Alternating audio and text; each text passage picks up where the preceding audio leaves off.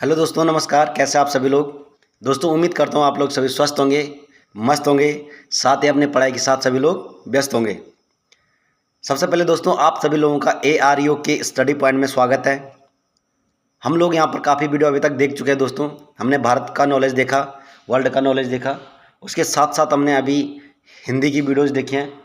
उससे पहले हमने जो वीडियो देखी है, हिंदी की वीडियो देखी है, और साथ साथ हमने वर्ल्ड से रिलेटिव बेसिक नॉलेज, भारत का बेसिक नॉलेज, वो सारी चीज़ें हमने यहाँ पर कंप्लीट कर दिया है। अभी रिसेंटली हमने जो वीडियो देखी है, वो हमने भारत का संविधान देखा है। संविधान किसे कहते हैं, संविधान सभा कैसे बनी, कैबिनेट मिशन भारत कब आया, ये सारी चीज़ें हम लोगों ने संविधान वाली वीडियो में देखा था। आज यहाँ पर एक नई वीडियो में आप लोगों के लिए लेकर आए हूँ। जैसे आप लोगों को मैंने पहले भी बताया, संविधान सभा किसी एक आदमी का पर्टिकुलर ने नहीं बनाया। इसके लिए बहुत सारे लोगों ने अपना योगदान दिया, बहुत सारे प्रकार की समितियां बनी, है ना। तो उनका जो डिस्कशन हम यहाँ पर आज करने वाले हैं। तो चलिए वीडियो में आप लोग बने रहिएगा, वीडियो को अंत तक देखिएगा। दोस्तों, मैं बार बार कहता हूँ कि शुरुआत में हमें कोई भी चीज़ समझ नहीं आती है, यदि हम लोग वीडियो को लास्ट तक देते हैं तो हम बहुत सारी चीज़ों को पकड़ पाते हैं। ठीक है दोस्तों, दिल से मेहनत कीजिए दोस्तों, सब्र का फल मीठा होता है, एक दिन जरूर मिलेगा। ठीक है दोस्तों, चलिए वीडियो की शुरुआत करते हैं। जैसे आप लोग स्क्रीन पर देख रहे होंगे, संविधान सभा की प्रमुख समितियां। आज हम यहाँ पर जो प्रमुख समितियां दोस्तों, उनका यहाँ पर डिस्कशन करने वाले हैं। ठीक है दोस्तों, संविधान सभा में जो प्रमुख समितियां थी उनका यहाँ पर डिस्कशन करेंगे। ये समितियां क्यों इंपॉर्टेंट है वो भी हम यहाँ पर आज जानेंगे। ठीक है दोस्तों, आप लोग देख रहे होंगे स्क्रीन पे, पहली जो समिति है उसका नाम है संघ संविधान समिति।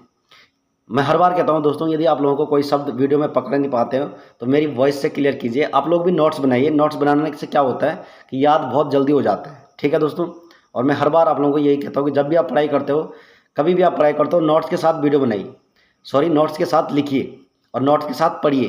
ठीक, आप लोग देख रहे होंगे संघ संविधान समिति पहली समिति, दूसरी समिति है संघ शक्ति समिति, ये दूसरी समिति है, तीसरी समिति है राज्य समिति। ये तीनों समितियां थी दोस्तों, और इसके जो अध्यक्ष थे पंडित जवाहरलाल नेहरू इसके अध्यक्ष थे। ठीक है दोस्तों, पंडित जवाहरलाल नेहरू इन तीनों समिति के क्या थे, अध्यक्ष थे। अब हमें ये समितियां क्यों पढ़नी है, क्योंकि 1 नंबर का क्वेश्चन डायरेक्टली इन समितियों से पूछा जाता है कि इस समिति के अध्यक्ष कौन थे।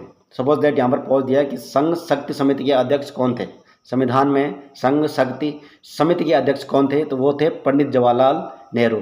और संघ संविधान समिति, संघ शक्ति समिति, राज्य समिति के जो तीनों के अध्यक्ष थे वो थे यहाँ पर पंडित जवाहरलाल नेहरू। ठीक है दोस्तों, बढ़ते हैं आगे। चौथी समिति देख लीजिए, संचालन समिति, वेरी वेरी इंपॉर्टेंट। ये समिति तो आप लोग याद कर लीजिए दोस्तों।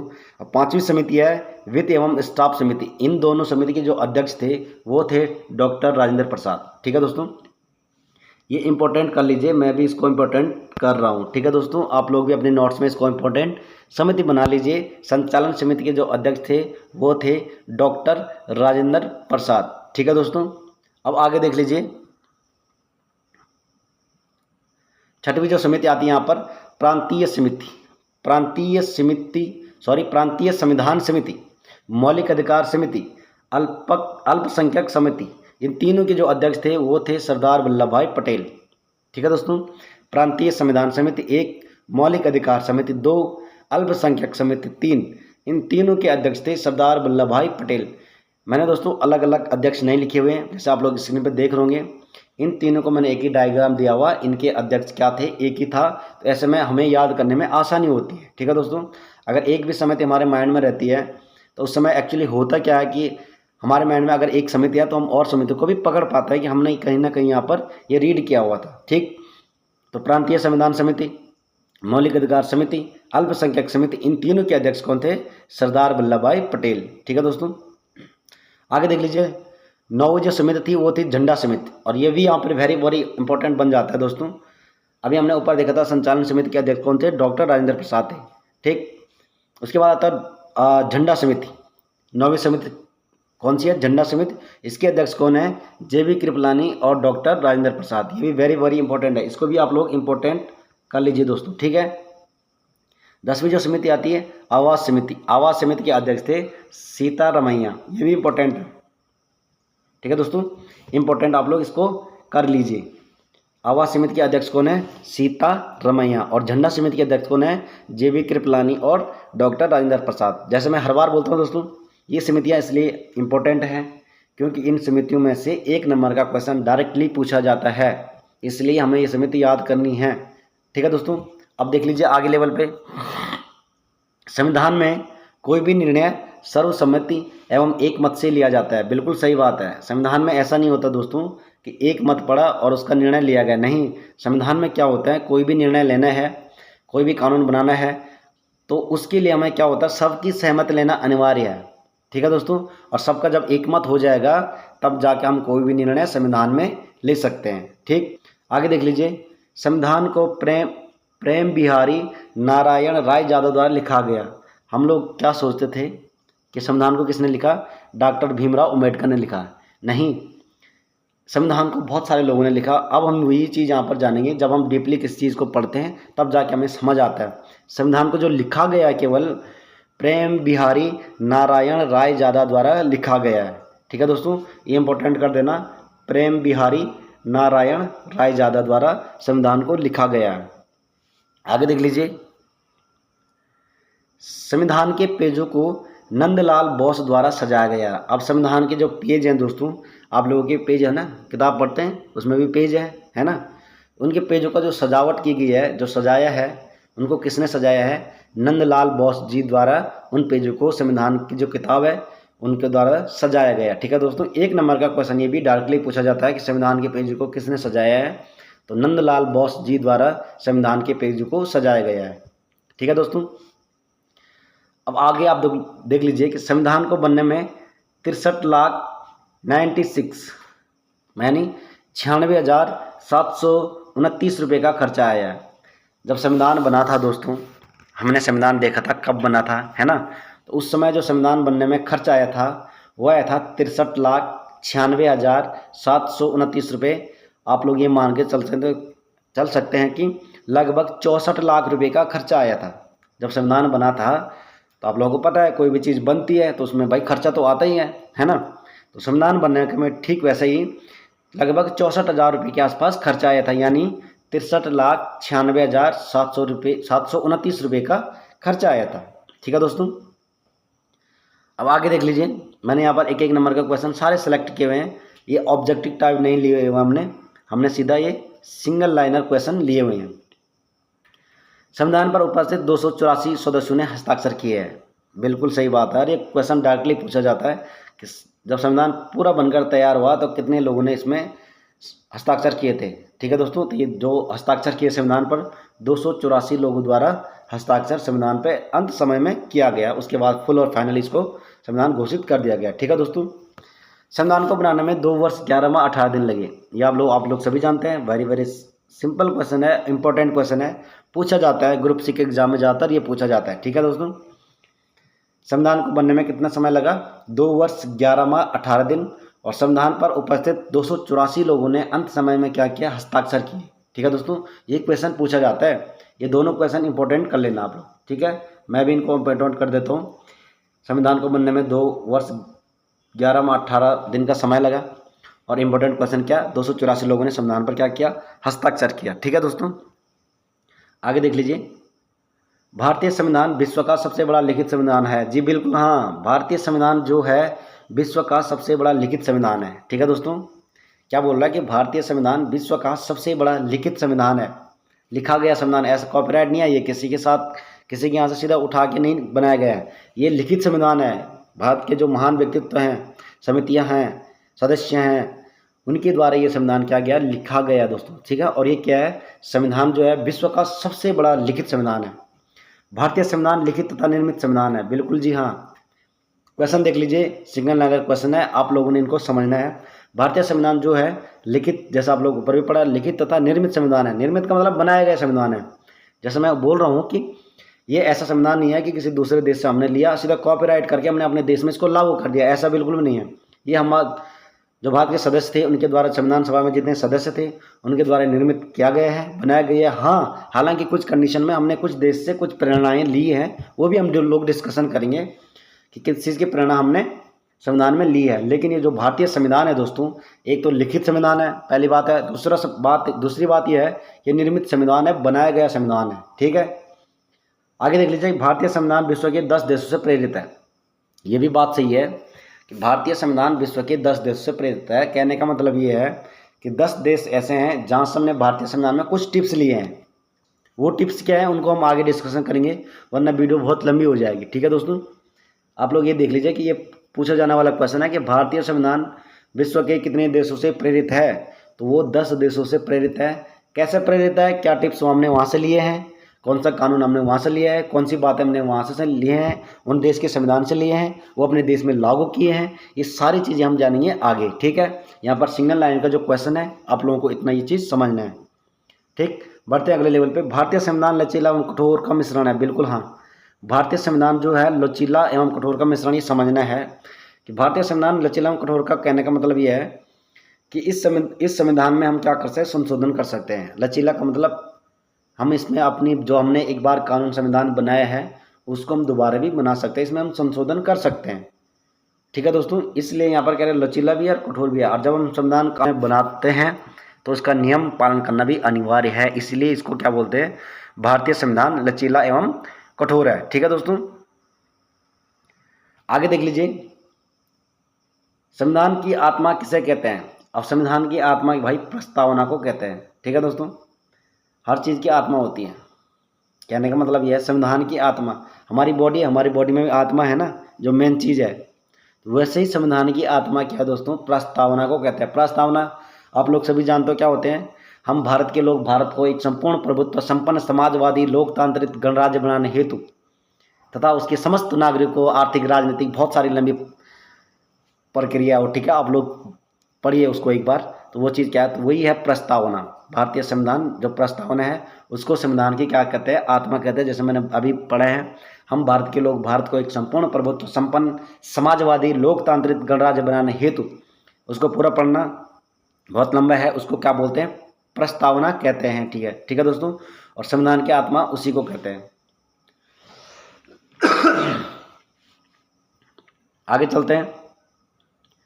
डॉक्टर भीमराव अंबेडकर द्वारा संविधान की आत्मा अनुच्छेद 32 आर्टिकल 32 संवैधानिक उपचारों का अधिकार को कहते हैं। अब यहाँ पर ये क्वेश्चन यहाँ पर थोड़ा फंसने वाला क्वेश्चन हो गया, लेकिन हम लोगों को समझना है, फंसना नहीं है, समझना है। अगर यदि क्वेश्चन सीधा पूछा जाता है कि संविधान की आत्मा किसे कहते हैं, तो वो प्रस्तावना को कहते हैं। लेकिन यदि अगर क्वेश्चन पूछा जाता है कि डॉक्टर भीमराव अंबेडकर के द्वारा संविधान की आत्मा किसे कहते हैं, तो वो आर्टिकल 32 है, यानी अनुच्छेद 32 को संविधान की आत्मा कहते हैं। किसके अनुसार, डॉक्टर BR अम्बेडकर के अनुसार। संवैधानिक उपचारों का अधिकार जिनका वर्णन कौन सा आर्टिकल में है, अनुच्छेद 32 में है। लेकिन भीमराव अंबेडकर के अनुसार दोस्तों उस अनुच्छेद को क्या कहते हैं, संविधान की आत्मा कहते हैं। तो यहाँ पर ये चीज़ क्लियर करना, डायरेक्ट पूछा जाएगा संविधान की आत्मा किसे कहते हैं, तो प्रस्तावना को कहते हैं। और यदि ऐसा पूछा जाता है कि डॉक्टर भीमराव अंबेडकर के द्वारा संविधान की आत्मा किसे कहते हैं, तो वो आर्टिकल 32 को कहते हैं। ठीक है दोस्तों, बढ़ते हैं आगे। प्रस्तावना संविधान की कुंजी है। बिल्कुल सही बात है, कुंजी का मतलब की होता है, बटन होता है। प्रस्तावना जो है संविधान की कुंजी है। ठीक, अगर ये क्वेश्चन पूछा जाता है कि प्रस्तावना संविधान की क्या है, संविधान की कुंजी किसे कहते हैं, तो प्रस्तावना को कहते हैं। और संविधान की आत्मा किसे कहते हैं, वो भी प्रस्तावना को कहते हैं। कन्फ्यूजन नहीं होना है, तो प्रस्तावना संविधान की कुंजी है। ठीक है दोस्तों, जैसे मैंने बताया था कि प्रस्तावना संविधान की कुंजी है। संविधान की कुंजी किसको कहते हैं, प्रस्तावना को कहते हैं। और संविधान की आत्मा किसको कहते हैं, वो भी प्रस्तावना को कहते हैं। ठीक है दोस्तों, अब बढ़ते हैं आगे लेवल पे। भारतीय संविधान को वकीलों का स्वर्ग किसने कहा है। जी हाँ, भारतीय संविधान को वकीलों का स्वर्ग जो कहा है वो कहा है सर आइवर जेनिक्स ने कहा है। और 1 नंबर के लिए पूछा जाता है डायरेक्ट। ठीक है दोस्तों, भारतीय संविधान को वकीलों का स्वर्ग किसने कहा है, तो सर आइवर जेनिक्स ने भारतीय संविधान को वकीलों का स्वर्ग कहा है। ठीक है दोस्तों, अब आगे देख लीजिए। प्रस्तावना को संविधान की जन्म कुंडली किसने कहा है। ये 1 नंबर का जो क्वेश्चन है, सिंगल लाइन क्वेश्चन मैंने यहाँ पर बनाए हुए हैं। आप लोगों ने, जैसे मैंने नोट्स बनाए हुए हैं, आप लोगों ने भी क्या करना है दोस्तों, इनको नोट्स बनाना है और 1-2 बार इनका रिवीजन करना है। जब भी कोई भी एग्जाम में आप लोग जाते हैं, इन नोट्स को एक बार पढ़ना है। 1 नंबर का क्वेश्चन डायरेक्टली पूछा जाता है, प्रस्तावना को संविधान की जन्म कुंडली किसने कहा है, तो किया मुंशी ने कहा है। अब हम इसको थोड़ा बहुत कैसे याद रखेंगे, प्रस्तावना को संविधान की जन्म कुंडली जो किसने कहा है, कुंडली से हमने लास्ट वाला वर्ड देखा, जन्म कुंडली किसने कहा, तो किया मुंशी। थोड़ा मिल रहा है ना कि कैसे कुंडली कैसे किया मुंशी, है ना। तो थोड़ा ट्रिक आप लोग ये सभी लगा सकते हैं याद करने के लिए। ठीक है, तो प्रस्तावना को संविधान की जन्म कुंडली किसने कहा है, वो KM मुंशी ने कहा है। ठीक है दोस्तों, आगे देख लीजिए, प्रस्तावना को संविधान की आत्मा किसने कहा है? प्रस्तावना ये बात तो है, प्रस्तावना क्या है? संविधान की आत्मा है। ठीक है, हम ये बात जान चुके हैं अभी ऊपर, लेकिन किसने कहा है अब हम इसको यहाँ पर जानेंगे। ठाकुरदास भार्गव ने प्रस्तावना को संविधान की जो कुंजी कहा है, प्रस्तावना को संविधान की आत्मा कहा है। किसने कहा है? ठाकुरदास भार्गव जी ने कहा है। ठीक है, हम ये तो जानते हैं हम कि संविधान की जो आत्मा है वो प्रस्तावना को कहते हैं, लेकिन किसने कहा है? ठाकुरदास भार्गव जी ने कहा है कि क्या है? प्रस्तावना जो है संविधान की आत्मा है। ठीक है दोस्तों, अब आगे देख लीजिए, प्रस्तावना को परिचय पत्र किसने कहा? तो प्रस्तावना को जो परिचय पत्र का है वो क्या है? N.A. पालकीवाल ने। परिचय पत्र से पालकीवाल आप लोग डायरेक्ट याद कर सकते हैं, जैसे मैंने अभी बताया ऊपर कि थोड़ा बहुत वर्ड को पकड़िए और उससे रिलेटिव याद करने की कोशिश कीजिए। जैसे प्रस्तावना को परिचय पत्र N.A. पालकीवाल, थोड़ा मिलता है ना, नहीं मिलता है? तो प्रस्तावना को परिचय पत्र किसने कहा है? N.A. पालकीवाल ने कहा है। ठीक है दोस्तों, एक एक नंबर के जो सिंगल लाइन क्वेश्चन है उनका हम लोग यहाँ पर डिस्कशन कर रहे हैं।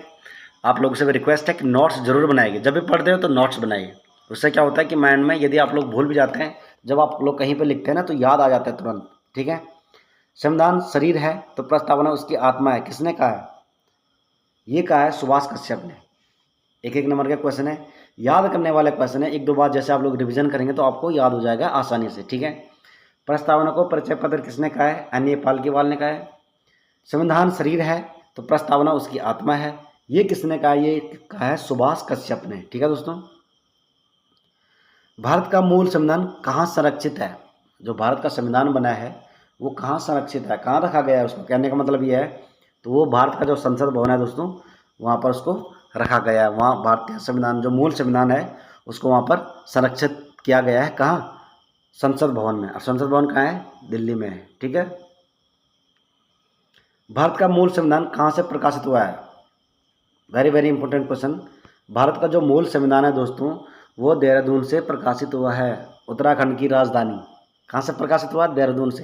ठीक है, भारत का जो मूल संविधान है बनकर तैयार हुआ, बहुत सारी समिति हुई, बहुत सारे लोगों ने हस्ताक्षर किए, इसकी जो लंबी जितनी भी प्रोसेस थी, लास्ट में जब इसका प्रकाशन किया गया तो वो कहाँ से हुआ? वो देहरादून से इसका प्रकाशन हुआ। ठीक है दोस्तों, एक नंबर का क्वेश्चन आसानी से पूछे जाने वाला क्वेश्चन है। भारतीय संविधान को अंगीकृत किया गया। अंगीकृत का मतलब, कहने का मतलब होता है भारत को संविधान को जब हमने अपनाया है, बनकर तैयार, उसके 1947 से उसकी घटनाएं चालू हुई, कैबिनेट मिशन आया, उसमें चुनाव हुए, है ना। लेकिन जब हमने इसको अपनाया तो वो अपनाया कब? 26 नवंबर 1949 को हमने क्या किया? भारतीय संविधान को अंगीकृत किया। अंगीकृत का मतलब होता है दोस्तों अपनाना। जब हम किसी चीज़ को अपनाते हैं तो उसको हम हिंदी भाषा के अनुसार अंगीकृत कहते हैं। ठीक है दोस्तों, तो 26 नवंबर 1949 को हमने भारतीय संविधान को क्या किया? अंगीकृत किया, यानी अपनाया है। आगे देख लीजिए, भारतीय संविधान की लिखित संकल्पना का उद्भव सबसे पहले कहाँ से हुआ? अब हम ये लिखित संकल्पना का उद्भव हुआ दोस्तों कहाँ से हुआ ये बोल रहे हैं यहाँ पे कि माइंड में तो आया है भारत के लिए संविधान बनाना है। अब संविधान कैसे बनाना है? लिखित बनाना है या अलिखित बनाना है? जो लिखित का जो हमारे माइंड में आया है वो हमने संयुक्त राज्य अमेरिका से हमारे दिमाग में आया कि हमें भी अपना संविधान क्या करना है, संयुक्त राज्य अमेरिका की तरह लिखित वाला संविधान भारत के लिए बनाना है। ठीक है दोस्तों, तो ये जो क्वेश्चन था भारतीय संविधान की लिखित संकल्पना का उद्भव सबसे पहले कहाँ से हुआ? तो संयुक्त राज्य अमेरिका से हुआ। ठीक है, आगे देख लीजिए, संविधान संशोधन। अब देख लीजिए दोस्तों, संविधान संशोधन इसके द्वारा किसी भी नियम कानून को संविधान में हमेशा के लिए नहीं करते हैं। संविधान संशोधन जैसे आप लोगों ने थंबनेल में भी देखा होगा, संविधान में संशोधन होता है, दो तरह का होता है। एक होता है संविधान संशोधन, एक होता है संवैधानिक संशोधन। हम लोग इनको यहाँ पर डीपली समझेंगे। संविधान संशोधन क्या होता है, संवैधानिक संशोधन क्या होता है, ये देख लीजिए।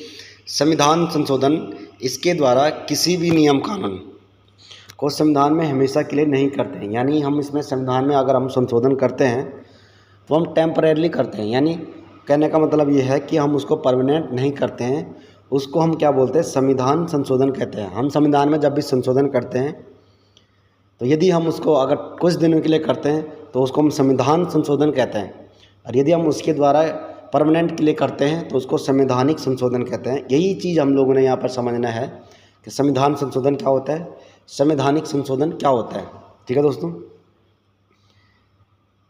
अब आगे देख लीजिए संवैधानिक संशोधन। जैसे मैं आप लोगों को बता रहा था, संवैधानिक संशोधन क्या होता है, इसके तहत किसी भी नियम कानून को संविधान में हमेशा के लिए स्थापित करते हैं।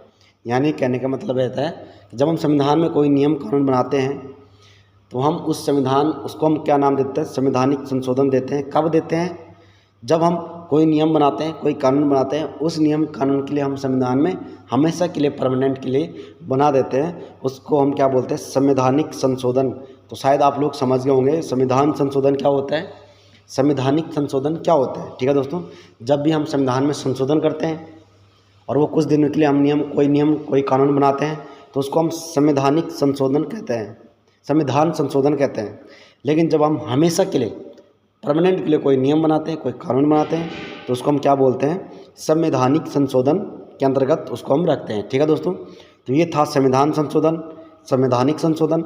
आई होप आप लोगों को समझ आ गया होगा दोस्तों कि संविधान संशोधन किसे कहते हैं, संवैधानिक संशोधन किसे कहते हैं।